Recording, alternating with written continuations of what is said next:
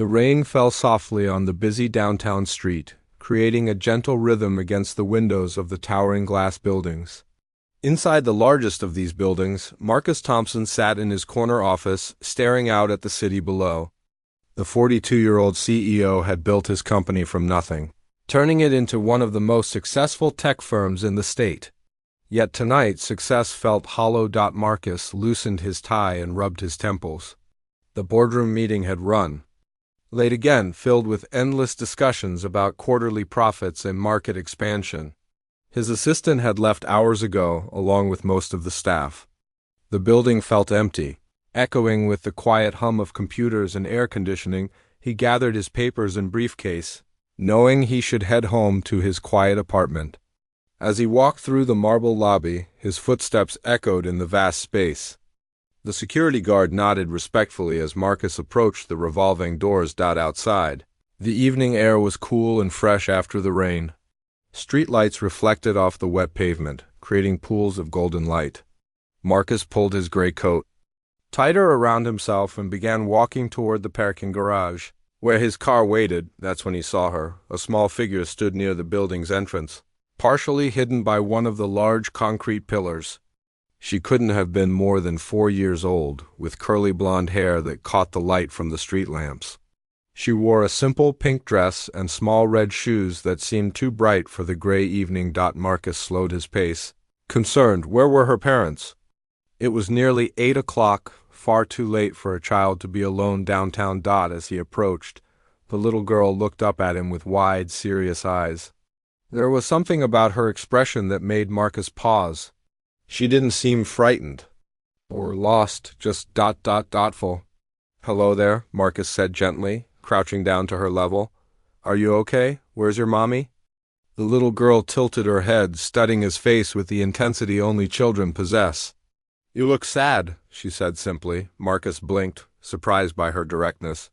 "I'm fine, sweetheart, but we need to find your parents. Are they nearby?" Instead of answering, the little girl stepped closer. Without warning, she reached out and took his large hand in both of her small ones. Her touch was warm and soft, completely trusting. "Mommy needs a smile," she said, looking up at him with those bright, clear eyes. "She says smiles make everything better." "You need one too." Something inside Marcus shifted at those words. When was the last time someone had been concerned about whether he was happy? When had anyone cared about his smile? His employees respected him, his competitors feared him, but no one simply wanted him to smile. "Your mommy is very wise," Marcus said softly, his voice catching slightly. "What's your name?" "Emma," she replied, still holding his hand. "What's yours?" "I'm Marcus." "Emma, we really need to find your mommy. She must be worried about you." Emma nodded and began walking, still holding his hand, leading him around the corner of the building. There, sitting on a bench near the bus stop, was a young woman. She was bent forward, her face in her hands, her shoulders shaking with quiet sobs. "Mommy!" Emma called out, tugging Marcus along with her. The woman looked up quickly, her face streaked with tears. She was probably in her late 20s, with the same blonde hair as Emma, but her eyes were red and exhausted. When she saw her daughter approaching with a stranger, alarm flashed across her features. "Emma, oh, thank God," she said, jumping up and rushing toward them. "I'm so sorry, sir. She just she wandered off while I was—" Her voice trailed off as fresh tears began to fall. Marcus gently released Emma's hand as the little girl ran to her mother. "It's all right," he said. "She's perfectly safe. I found her by the building entrance." The woman knelt down and hugged Emma tightly. "You can't just walk away like that, sweetheart. Mommy was so scared." "But you were crying again," Emma said, reaching up to touch her mother's cheek. "I wanted to find someone who needed a smile too. Like you always tell me to." "Do." Marcus watched this exchange, feeling something warm unfold in his chest. He noticed the woman's worn clothes, the way she clutched a manila envelope filled with papers, the weariness in her eyes that went deeper than just this moment of panic. "I'm Sarah," the woman said, standing and wiping her eyes. "Sarah Mitchell. Thank you for bringing her back to me. I don't know what I would have done if—" It's no trouble at all, Marcus assured her. But if you don't mind me asking, is everything all right? Emma said you needed a smile. Sarah let out a shaky laugh, embarrassing color rising to her cheeks. She says that a lot lately. Things have been difficult. I lost my job 3 weeks ago, and I was just coming back from another interview that didn't go well.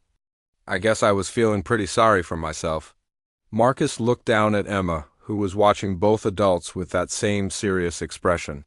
This little girl had somehow sensed that both he and her mother needed something they weren't giving themselves. Hope, kindness, a reason to smile. What kind of work do you do? Marcus asked.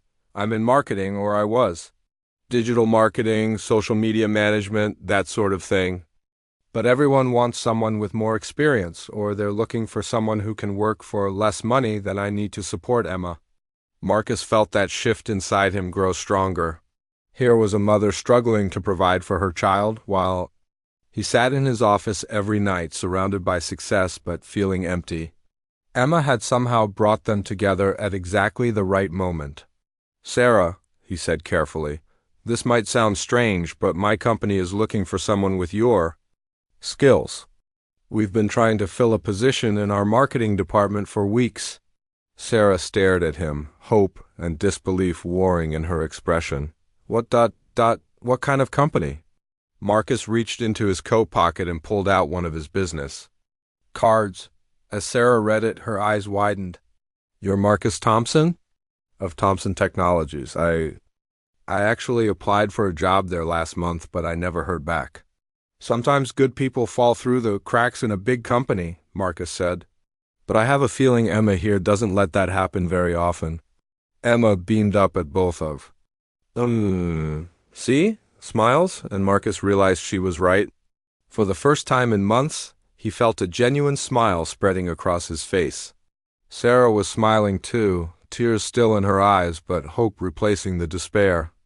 Would you be willing to come in tomorrow for an interview?